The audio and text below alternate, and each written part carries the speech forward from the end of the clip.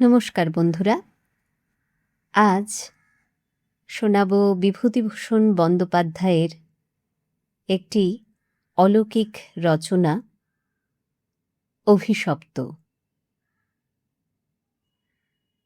আমার জীবনে সেই একটা অদ্ভুত ব্যাপার সেবার ঘটেছিল।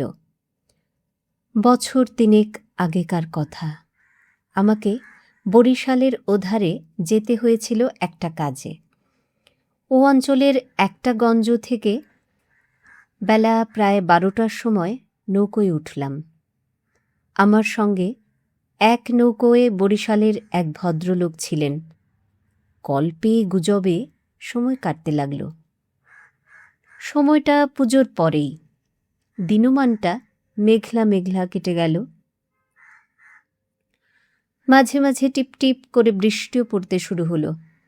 সন্ধ্যার কিছু আগে কিন্তু আকাশটা অল্প পরিষ্কার হয়ে গেল। ভাঙা ভাঙা মেঘের মধ্যে দিয়ে চতুর্দশীর চাঁদের আলো অল্প অল্প প্রকাশ হল। সন্ধ্যা হওয়ার সঙ্গে সঙ্গে আমরা বড় নদী ছেড়ে একটা খালে পড়লুম।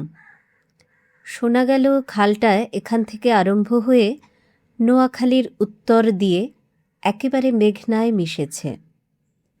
পূর্ববঙ্গে সেই আমার নতুন যাওয়া। চোখে কেমন সব একটু নতুন ঠেকতে লাগল। অপরিসর খালের দুধারে বৃষ্টিস্নাত কেয়ার জঙ্গলে মেঘে আধা ঢাকা চতুর্দশীর জ্যোৎস্না চিকমিক করছিল। মাঝে মাঝে নদীর ধারে বড় বড় মাঠ, সটি বেত, ফার্ন গাছের বন জায়গায় জায়গায় খালের জলে ঝুঁকে পড়েছে। বাইরে একটু ঠান্ডা থাকলেও আমি ছইয়ের বাইরে বসে দেখতে দেখতে যাচ্ছিলাম। বরিশালের সে অংশটা সুন্দরবনের কাছাকাছি। ছোট ছোট খাল ও নদী চারিধারে। সমুদ্র খুব দূরে নয়। 10-15 মাইল দক্ষিণ পশ্চিমেই হাতিয়া ও সন্দ্বীপ। আর একটু রাত হল। খালের দুপাড়ের নির্জন জঙ্গল অস্ফুট জ্যোৎস্নায় কেমন যেন অদ্ভুত দেখাতে লাগল। এই অংশে লোকের বসতি একেবারে নেই। শুধু ঘন বন আর জলের ধারে বড় বড় হোগলা গাছ। আমার সঙ্গী বললেন, এত রাত্রে আর বাইরে থাকবেন না, আসুন ছইয়ের মধ্যে। এসব জঙ্গলে বুঝলেন না? তারপর তিনি সুন্দরবনের নানা গল্প করতে লাগলেন। তার এক কাকা নাকি ফরেস্ট ডিপার্টমেন্টে কাজ করতেন। তারই লঞ্চে করে তিনি একবার সুন্দরবনের নানা অংশে বেরিয়েছিলেন। সেই সব গল্প। রাত প্রায় 12টার কাছাকাছি হলো। মাঝি আমাদের নৌকোয় ছিল মোটে একটি। সে বলে উঠল, বাবু, একটু এগিয়ে গিয়ে বড় নদী পড়বে। এত রাতে একা সে নদীতে পাড়ি জমাতে পারবো না, এখানেই নৌকো রাখি। নৌকো সেখানেই বাঁধা হলো। এদিকে বড় বড় গাছের আড়ালে চাঁদ অস্ত গেল। দেখলুম অপ্রশস্ত খালের দুধারেই অন্ধকারে ঢাকা ঘন জঙ্গল। চারিদিকে কোনো শব্দ নেই। পতঙ্গগুলো পর্যন্ত চুপ করেছে। সঙ্গীকে বললুম, মশায়, এই তো সরু খাল, পাড় থেকে বাঘ লাফিয়ে পড়বে না তো নৌকোর ওপর? সঙ্গী বললেন, না পড়লেই আশ্চর্য হব। শুনে অত্যন্ত পুলকে ছইয়ের মধ্যে ঘেঁষে বসলুম। খানিকটা বসে থাকবার পর সঙ্গী বললে, আসুন একটু শোয়া যাক। ঘুম তো হবে না, আর ঘুমোনো ঠিকও না। আসুন একটু চোখ বুজে থাকি।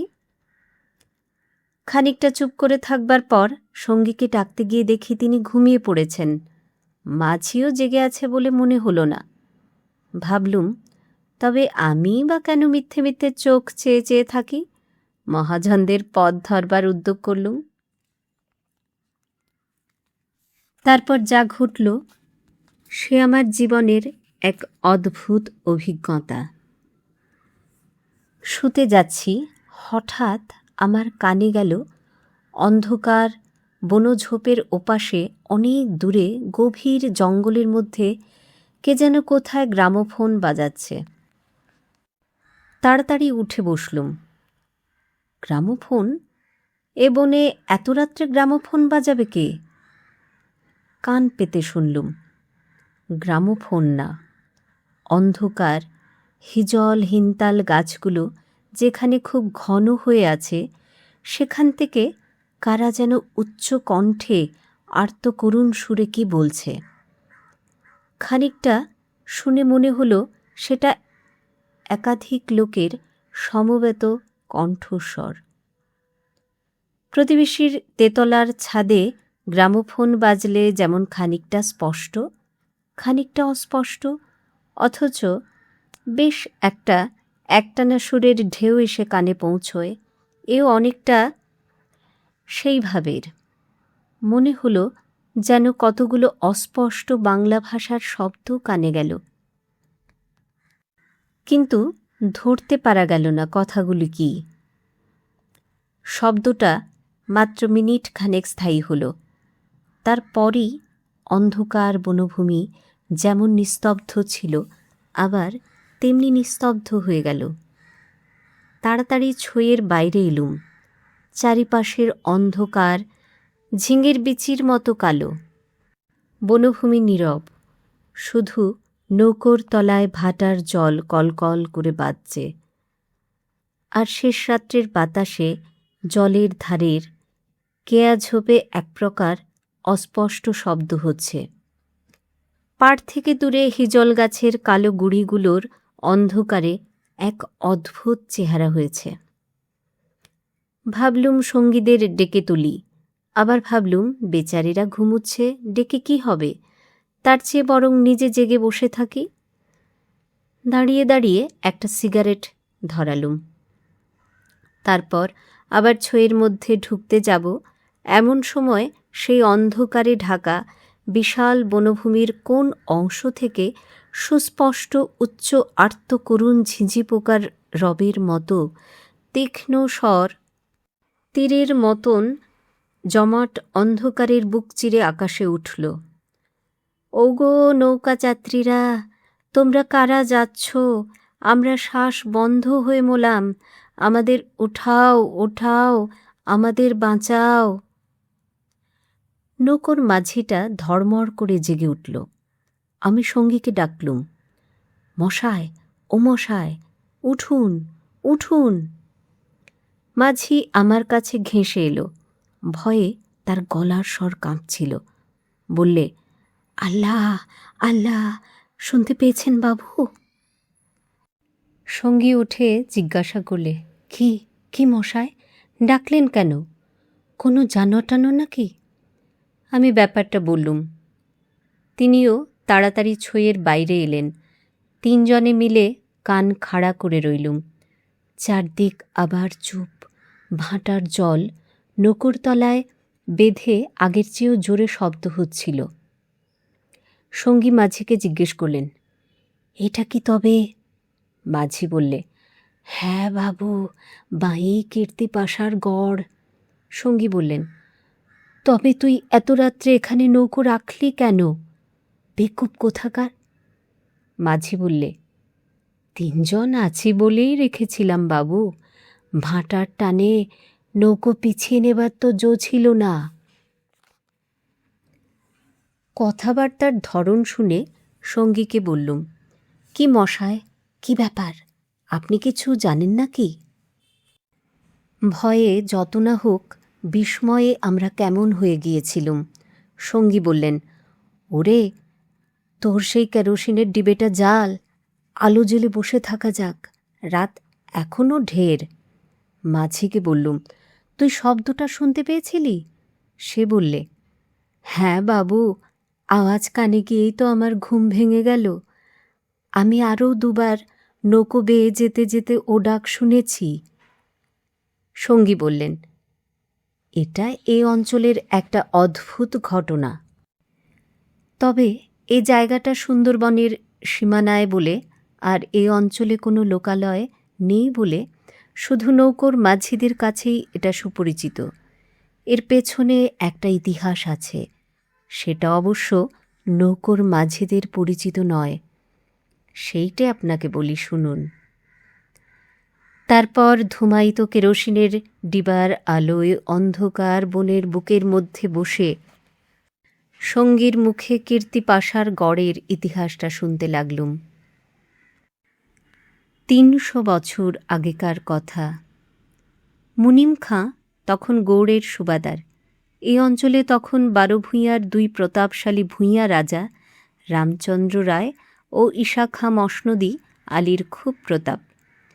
মেঘনার মোহনার বাহির সমুদ্র, যাকে এখন সন্দ্বীপ চ্যানেল বলে, সেখানে তখন মগ আর পর্তুগিজ জলদস্যুরা শিকারান্বেষণে সেনপক্ষীর মতো ওত পেতে বসে থাকত। সে সময় এখানে এরকম জঙ্গল ছিল না। এ সমস্ত জায়গা কীর্তিরায়ের অধিকারে ছিল। এইখানে তাঁর সুদৃঢ় দুর্গ ছিল। মগ জলদস্যুদের সঙ্গে তিনি অনেকবার লড়েছিলেন। তাঁর অধীনে সৈন্য সামন্ত, কামান, যুদ্ধের কোষা সবই ছিল। সন্দ্বীপ তখন ছিল পর্তুগিজ জলদস্যুদের প্রধান আড্ডা। এদের আক্রমণ থেকে আত্মরক্ষা করবার জন্যে এ অঞ্চলের সকল জমিদারকেই সৈন্যবল দৃঢ় করে গড়তে হতো। এ বনের পশ্চিম ধার দিয়ে তখন আর একটা খাল বড় নদীতে পড়ত। বনের মধ্যে তার চিহ্ন এখনও আছে। কীর্তিরায় অত্যন্ত অত্যাচারী এবং দুর্ধর্ষ জমিদার ছিলেন। তাঁর রাজ্যে এমন সুন্দর মেয়ে কমই ছিল যে তাঁর অন্তঃপুরে একবার না ঢুকেছে। তাছাড়া তিনি নিজেও এক প্রকার জলদস্যু ছিলেন। তার নিজের অনেকগুলো বড় ছিপ ছিল। তাম্বুলে এমন সব দ্রব্যের সমাবেশ হতে থাকল যা কোনো কালেই তাম্বুলের উপকরণ নয়। তরল মস্তিষ্ক বন্ধুপত্নীকে কিছুতেই এঁটে উঠতে না পেরে অত্যাচার জর্জরিত নরনারায়ণ রায় ঠিক করলেন তার বন্ধুর স্ত্রীটি একটু ছিটগ্রস্ত। বন্ধুর দুর্দশায় চঞ্চল রায় মনে মনে খুব খুশি হলেও বাইরের স্ত্রীকে বললেন, আশেপাশের জমিদারি, এমনকি নিজের জমিদারির মধ্যেও সম্পত্তিশালী গৃহস্থের ধনরত্ন স্ত্রীকন্যা লুটপাট করারূপ মহৎ কার্যে সেগুলি ব্যবহৃত হতো। কীর্তিরায়ের পাশের জমিদারি ছিল কীর্তিরায়ের এক বন্ধুর। এরা ছিলেন চন্দ্রদ্বীপের রাজা রামচন্দ্র রায়দের পত্তনিদার। অবশ্য সে সময় অনেক পত্তনিদারের ক্ষমতা এখনকার স্বাধীন রাজাদের চেয়ে বেশি ছিল। কীর্তিরায়ের বন্ধু মারা গেলে তাঁর তরুণ বয়স্ক পুত্র নরনারায়ণ রায় পিতার জমিদারির ভার পান। নরনারায়ণ তখন সবে যৌবনে পদার্পণ করেছেন। অত্যন্ত সুপুরুষ, বীর ও শক্তিমান। নরনারায়ণ কীর্তিরায়ের পুত্র চঞ্চল রায়ের সমবয়সী ও বন্ধু। সেবার কীর্তিরায়ের নিমন্ত্রণে নরনারায়ণ রায় তাঁর রাজ্যে দিন কতকের জন্যে বেড়াতে এলেন। চঞ্চল রায়ের তরুণী পত্নী লক্ষ্মীদেবী স্বামীর বন্ধু নরনারায়ণকে দেবরের মতন স্নেহের চোখে দেখতে লাগলেন। দুদিনের জন্যে এসেছে বেচারি, ওকে তুমি যে রকম বিব্রত করে তুলেছ, ও আর কখনো এখানে আসবে না। দিন কয়েক এরকমে কাটবার পর কীর্তিরায়ের আদেশে চঞ্চল রায়কে কি কাজে হঠাৎ গৌড়ে যাত্রা করতে হলো। নরনারায়ণ রায়ও বন্ধুপত্নী কখন কি করে বসে সেই ভয়ে দিন কতক সশঙ্ক অবস্থায় কালযাপন করবার পর নিজের বজরায় উঠে হাঁপ ছেড়ে বাঁচলেন। যাবার সময় লক্ষ্মীদেবী বলে দিলেন, এবার আবার যখন আসবে ভাই, এমন একটি বিশ্বাসী লোক সঙ্গে এনো যে রাত দিন তোমার জিনিসপত্র ঘরে বসে চৌকি দেবে, বুঝলে তো? নরনারায়ণের বজরা রায়মঙ্গলের মোহনা ছাড়িয়ে যাবার একটু পরেই জলদস্যুদের দ্বারা আক্রান্ত হল। তখন মধ্যাহ্নকাল। প্রখর রৌদ্রে বজরার দক্ষিণ দিকের দিগ্বলয় প্রসারী জলরাশি সানানো তলোয়ারের মতো ঝকঝক করছিল। সমুদ্রের সে অংশে এমন কোনো নৌকো ছিল না যারা সাহায্য করতে আসতে পারে।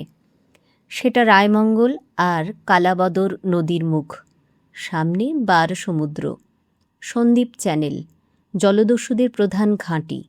নরনারায়ণের বজরার রক্ষীরা কেউ হত হল, কেউ সাংঘাতিক জখম হল। নিজে নরনারায়ণ দস্যুদের আক্রমণ প্রতিহত করতে গিয়ে উরুদেশে কিসের খোঁচা খেয়ে সংজ্ঞাশূন্য হয়ে পড়লেন। জ্ঞান হলে দেখতে পেলেন তিনি এক অন্ধকার স্থানে শুয়ে আছেন। তার সামনে কি যেন একটা বড় নক্ষত্রের মতন জ্বলছে। খানিকক্ষণ জোরে চোখের পলক ফেলবার পর তিনি বুঝলেন যাকে নক্ষত্র বলে মনে হয়েছিল তা প্রকৃতপক্ষে একটি অতি ক্ষুদ্র গবাক্ষ পথে আগত দিবালোক। নরনারায়ণ দেখলেন তিনি একটি অন্ধকার কক্ষের আর্দ্র মেঝের ওপর শুয়ে আছেন। ঘরের দেওয়ালের স্থানে স্থানে সবুজ শ্যাওলার দল গজিয়েছে। আরও কদিন, আরও করাত কেটে গেল। কেউ তাঁর জন্যে কোনো খাদ্য আনলে না। তিনি বুঝলেন যারা তাঁকে এখানে এনেছে তাকে না খেতে দিয়ে মেরে ফেলাই তাদের উদ্দেশ্য। মৃত্যু, সামনে নির্মম মৃত্যু। সে দিনমানও কেটে গেল। আঘাতজনিত ব্যথায় এবং ক্ষুধা তৃষ্ণায় অবসন্ন দেহ নরনারায়ণের চোখের সামনে থেকে গবাক্ষ পথের শেষ দিবালোক মিলিয়ে গেল। তিনি অন্ধকার ঘরের পাষাণ শয্যায় ক্ষুধা কাতর দেহ প্রসারিত করে অধীরভাবে মৃত্যুর অপেক্ষা করতে লাগলেন। প্রকৃতির একটা ক্লোরোফর্ম আছে। যন্ত্রণা পেয়ে মরছে এমন প্রাণীকে মৃত্যু যন্ত্রণা থেকে বাঁচাবার জন্যে সেটা মুমূর্ষু প্রাণীকে অভিভূত করে। ধীরে ধীরে যেন সেই দয়াময়ী মৃত্যু তন্দ্রা এসে তাঁকেও আশ্রয় করলে। অনেকক্ষণ পরে, কতক্ষণ পরে তা তিনি বুঝতে পারলেন না, হঠাৎ আলো চোখে লেগে তাঁর তন্দ্রা ঘোর কেটে গেল। বিস্মিত নরনারায়ণ চোখ মেলে দেখলেন তাঁর সামনে প্রদীপ হস্তে দাঁড়িয়ে তার বন্ধু পত্নী লক্ষ্মীদেবী। কথা বলতে গিয়ে লক্ষ্মীদেবীর ইঙ্গিতে নরনারায়ণ থেমে গেলেন। লক্ষ্মীদেবী হাতের প্রদীপটি আঁচল দিয়ে ঢেকে নরনারায়ণকে তাঁর অনুসরণ করতে ইঙ্গিত করলেন। একবার নরনারায়ণের সন্দেহ হল এসব স্বপ্ন নয় তো, কিন্তু ওই যে দীপশিখার উজ্জ্বল আলোর আর্দ্র ভিত্তিগাত্রের সবুজ শ্যাওলার দল স্পষ্ট দেখা যায়। নরনারায়ণ শক্তিমান যুবক, ক্ষুধায় দুর্বল হয়ে পড়লেও নিশ্চিত মৃত্যুর গ্রাস থেকে বাঁচবার উৎসাহে তিনি দৃঢ় পদে অগ্রবর্তিনী ক্ষিপ্রগামিনী বন্ধুপত্নীর পশ্চাৎ পশ্চাৎ চললেন। একটা বক্রগতি পাথরের সিঁড়ি দিয়ে ওপরে উঠে একটি দীর্ঘ সুড়ঙ্গ পার হবার পর তিনি দেখলেন যে তাঁরা কীর্তিরায়ের প্রাসাদের সামনের খাল ধারে এসে পৌঁছেছেন। লক্ষ্মীদেবী একটা ছোট বেতে বোনা থলি বার করে তার হাতে দিয়ে বললেন, এতে খাবার আছে, এখানে খেও না। তুমি সাঁতার জানো, খাল পার হয়ে ওপারে গিয়ে কিছু খেয়ে নাও, তারপর যত শিগগির পারো পালিয়ে যাও। ব্যাপার কি নরনারায়ণ রায় একটু একটু বুঝলেন। তাঁর বিস্তৃত জমিদারি কীর্তিরায়ের জমিদারির পাশেই, এবং তার অবর্তমানে কীর্তিরায়ই দনুজমর্দনের বংশধরদের ভবিষ্যৎ পত্তনিদার। দু একদিনের মধ্যেই কিন্তু সে স্নেহের চোটে নরনারায়ণকে বিব্রত হয়ে উঠতে হল। নরনারায়ণ রায় তরুণ বয়স্ক হলেও একটু গম্ভীর প্রকৃতি। বিদ্যুৎ চঞ্চলা তরুণী বন্ধুপত্নীর ব্যঙ্গ পরিহাসে গম্ভীর প্রকৃতি নরনারায়ণের মান বাঁচিয়ে চলা দুষ্কর হয়ে পড়ল। স্নান করে উঠেছেন, মাথার তাজ খুঁজে পাওয়া যায় না। নানান জায়গায় খুঁজে হয়রান হয়ে তার আশা ছেড়ে দিয়ে বসে আছেন। হঠাৎ কখন নিজের বালিশ তুলতে গিয়ে দেখেন তার নিচেই তাজ চাপা আছে। যদিও এর আগেও তিনি বালিশের নিচে খুঁজেছেন। তার প্রিয় তরবারিখানা দুপুর থেকে বিকেলের মধ্যে 5 বার হারিয়ে গেল, আবার 5 বারই সম্পূর্ণ অপ্রত্যাশিত স্থান থেকে খুঁজে পাওয়া গেল। অত বড় বিস্তৃত ভূসম্পত্তি সৈন্য সামন্ত কীর্তি রায়ের হাতে এলে তিনি কি আর কিছু গ্রাহ্য করবেন? কীর্তি রায় যে মাথা নিচু করে আছেন, তার এই কি কারণ নয় যে তাঁর একপাশে বাকলা চন্দ্রদ্বীপ, অন্য পাশে ভুলুয়ার প্রতাপশালী ভূঁইয়া রাজা লক্ষ্মণমাণিক্য? প্রদীপের আলোয় নরনারায়ণ দেখলেন তার বন্ধুপত্নীর মুখে সে চটুল হাস্যরেখার চিহ্ন নেই। তার মুখখানি সহানুভূতিতে ভরা মাতৃমুখের মতন স্নেহ কোমল হয়ে এসেছে। তাদের চারিপাশে গাঢ় অন্ধকার, মাথার ওপর আকাশের বুক চিরে দিগন্ত বিস্তৃত উজ্জ্বল ছায়াপথ। নিকটেই খালের জল জোর ভাঁটার টানে তীরের হোগলা গাছ দুলিয়ে কলকল শব্দে বড় নদীর দিকে ছুটেছে। নরনারায়ণ আবেগপূর্ণ সুরে জিজ্ঞাসা করলেন, বৌঠাকুরুন, চঞ্চলও কি এর মধ্যে আছে? লক্ষ্মীদেবী বললেন, না ভাই, তিনি কিছু জানেন না। এসব শ্বশুর ঠাকুরের কীর্তি, এই জন্যে তাঁকে অন্য জায়গায় পাঠিয়েছেন। এখন আমার মনে হচ্ছে গোরটোর সব মিথ্যে। নরনারায়ণ দেখলেন লজ্জায় দুঃখে তার বন্ধুপত্নীর মুখ বিবর্ণ হয়ে উঠেছে। লক্ষ্মীদেবী আবার বললেন, আমি আজ জানতে পারি খিড়কিগড়ের পাইক সর্দার আমায় মা বলে, তাকে দিয়ে দুপুর রাতের পাহারা সব সরিয়ে রেখে দিয়েছিলাম। তাই নরনারায়ণ বললেন, বৌঠাকুরুন, আমার এক বোন ছেলেবেলায় মারা গিয়েছিল। তুমি আমার সেই বোন, আজ আবার ফিরে এলে। লক্ষ্মীদেবীর পদ্মের মতো মুখখানি চোখের জলে ভেসে গেল। একটু ইতস্তত করে বললেন, ভাই, বলতে সাহস পাইনি, তবু একটা কথা বলছি, বোন বলে যদি রাখো। নরনারায়ণ জিজ্ঞাসা করলেন, কি কথা বৌঠাকুরুন? লক্ষ্মীদেবী বললেন, তুমি আমার কাছে বলে যাও ভাই যে শ্বশুর ঠাকুরের কোনো অনিষ্ট চিন্তা তুমি করবে না। নরনারায়ণ রায় একটুখানি কি ভাবলেন, তারপর বললেন, তুমি আমার প্রাণ দিলে বৌঠাকুরুন, তোমার কাছে বলে যাচ্ছি, তুমি বেঁচে থাকতে আমি তোমার শ্বশুরের কোনো অনিষ্ট চিন্তা করব না। বিদায় নিতে গিয়ে নরনারায়ণ একবার জিজ্ঞাসা করলেন, বৌঠাকুরুন, তুমি ফিরে যেতে পারবে তো? লক্ষ্মীদেবী বললেন, আমি ঠিক যাব, তুমি কিন্তু যতদূর পারো সাঁতরে গিয়ে তারপর ডাঙায় উঠে চলে যেও। নরনারায়ণ রায় সেই ঘন কৃষ্ণ অন্ধকারের মধ্যে নিঃশব্দে খালের জলে পড়ে মিলিয়ে গেলেন। লক্ষ্মীদেবীর প্রদীপটা অনেকক্ষণ বাতাসে নিভে গিয়েছিল। তিনি অন্ধকারের মধ্যে দিয়ে শ্বশুরের গড়ের দিকে ফিরলেন। একটু দূরে গিয়েই তিনি দেখতে পেলেন পাশের ছোট খালটায় দুখানা ছিপ মশালের আলোয় সজ্জিত হচ্ছে। ভয়ে তার বুকের রক্ত জমে গেল। সর্বনাশ, এরা কি তবে জানতে পেরেছে? দ্রুত পদে অগ্রসর হয়ে গুপ্ত সুড়ঙ্গের মুখে এসে তিনি দেখলেন সুড়ঙ্গের পথ খোলাই আছে। তিনি তাড়াতাড়ি সুড়ঙ্গের মধ্যে ঢুকে পড়লেন। কীর্তি রায় বুঝতেন নিজের হাতের আঙ্গুলও যদি বিষাক্ত হয়ে ওঠে তো তাকে কেটে ফেলাই সমস্ত শরীরের পক্ষে মঙ্গল। পরদিন আবার দিনের আলো ফুটে উঠল, কিন্তু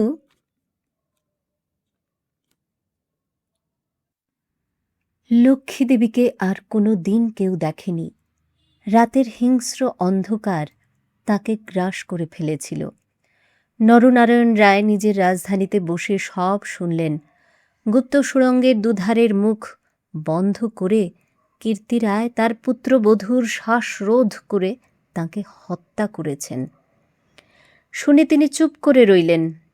এর কিছুদিন পরে তাঁর কানে গেল বাসন্তার লক্ষণ রায়ের মেয়ের সঙ্গে শীঘ্র চঞ্চলের বিয়ে। সেদিন রাত্রে চাঁদ উঠলে নিজের প্রাসাদ শিখরে বেড়াতে বেড়াতে চারদিকের শুভ্র সুন্দর আলোয় সাগরের দিকে দৃষ্টিপাত করে দৃঢ়চিত্ত নরনারায়ণ রায়েরও চোখের পাতা যেন ভিজে উঠল। তার মনে হল তার অভাগিনী বউ ঠাকুরানীর হৃদয় নিঃসারিত নিষ্পাপ অকলঙ্ক পবিত্র স্নেহের ঢেউয়ে সারা জগৎ ভেসে যাচ্ছে। মনে হল তারই অন্তরের শ্যামলতায় জ্যোৎস্নাধৌত বনভূমির অঙ্গে অঙ্গে শ্যামল সুন্দর শ্রী নীরব আকাশের তলে তারই চোখের দুষ্ট হাসিটি তারায় তারায় নবমল্লিকার মতন ফুটে উঠেছে। নরনারায়ণ রায়ের পূর্বপুরুষেরা ছিলেন দুর্ধর্ষ ভূম্যধিকারী দস্যু। হঠাৎ পূর্বপুরুষের সেই বর্বর রক্ত নরনারায়ণের ধমনীতে নেচে উঠল। তিনি মনে মনে বললেন, আমার অপমান আমি একরকম ভুলেছিলাম বউ ঠাকুরুন, কিন্তু তোমার অপমান আমি সহ্য করব না কখনো। কিছুদিন কেটে গেল। তারপর একদিন এক শীতের ভোররাত্রির কুয়াশা কেটে যাওয়ার সঙ্গে সঙ্গে দেখা গেল কীর্তিরায়ের গড়ের খালের মুখ ছিপে সুলুপে জাহাজে ভরে গিয়েছে। তোপের আওয়াজে কীর্তিরায়ের প্রাসাদ দুর্গের ভিত্তি ঘন ঘন কেঁপে উঠতে লাগল। কীর্তিরায় শুনলেন আক্রমণকারী নরনারায়ণ রায়, সঙ্গে দুরন্ত পর্তুগিজ জলদস্যু সেবাস্টিও গঞ্জালেস।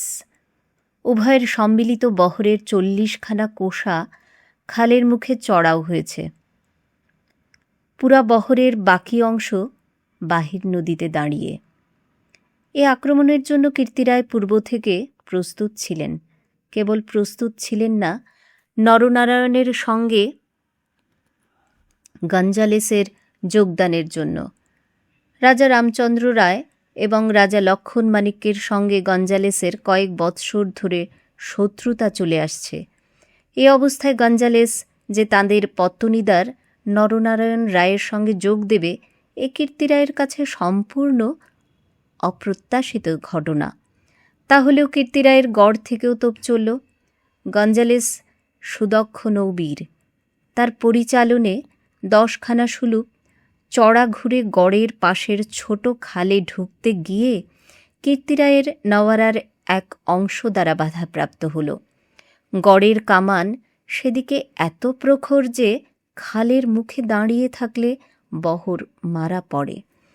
গঞ্জালেস 2খানা কামানবাহী সুলুপ ছোট খালের মুখে রেখে বাকিগুলো সেখান থেকে ঘুরিয়ে এনে চড়ার পেছনে দাঁড় করালে। গঞ্জালেসের অধীনস্থ অন্যতম জলদস্যু মাইকেল রোজারিও ডি ভেগা এই ছোট বহর খালের মধ্যে ঢুকিয়ে গড়ের পশ্চিম দিক আক্রমণ করবার জন্যে আদিষ্ট হল। অতর্কিত আক্রমণে কীর্তিরায়ের নওয়ারের শত্রু বহর কর্তৃক ছিপি আটা বোতলের মতন খালের মধ্যে আটকে গেল। বার নদীতে গিয়ে যুদ্ধ দেবার ক্ষমতা তাদের আদৌ রইল না। তবু তাদের বিক্রমে রোজারিও অনেকক্ষণ পর্যন্ত কিছু করে উঠতে পারলেন না। কীর্তিরায়ের নৌবহর দুর্বল ছিল না। কীর্তিরায়ের গড় থেকে পর্তুগিজ জলদস্যুদের আড্ডা সন্দ্বীপ খুব দূরে নয়, কাজে কীর্তিরায়ের নৌবহর সুদৃঢ় করে গড়তে হয়েছিল। বৈকালের দিকে রোজারিওর কামানের মুখে গড়ের পশ্চিম দিকটা একেবারে হুমড়ি খেয়ে পড়ে গেল। নরনারায়ণ রায় দেখলেন প্রায় 30খানা কোষা জখম অবস্থায় খালের মুখে পড়ে। কীর্তিরায়ের গড়ের কামানগুলো সব চুপ। নদীর দুপাড়ে ঘিরে সন্ধ্যা নেমে আসছে। ঊর্ধ্বে নিস্তব্ধ নীল আকাশে কেবলমাত্র এক ঝাঁক শকুনি কীর্তিরায়ের গড়ের উপর চক্রাকারে ঘুরছে। হঠাৎ বিজন্মত্ত নরনারায়ণ রায়ের চোখের সম্মুখে বন্ধুপত্নীর বিদায়ের রাতের সন্ধ্যার পদ্মের মতন বিষাদ ভরা ম্লান মুখখানি, কাতর মিনতিপূর্ণ সেই চোখ দুটি মনে পড়ল। তীব্র অনুশোচনায় তাঁর মন তখনই ভরে উঠল। তিনি করেছেন কি? এই রকম করে কি তিনি তার স্নেহময়ী প্রাণদাত্রীর শেষ অনুরোধ রাখতে এসেছেন? নরনারায়ণ রায় হুকুম জারি করলেন, কীর্তিরায়ের পরিবারের এক প্রাণীরও যেন প্রাণহানি না হয়। একটু পরেই সংবাদ এলো, গড়ের মধ্যে কেউ নেই।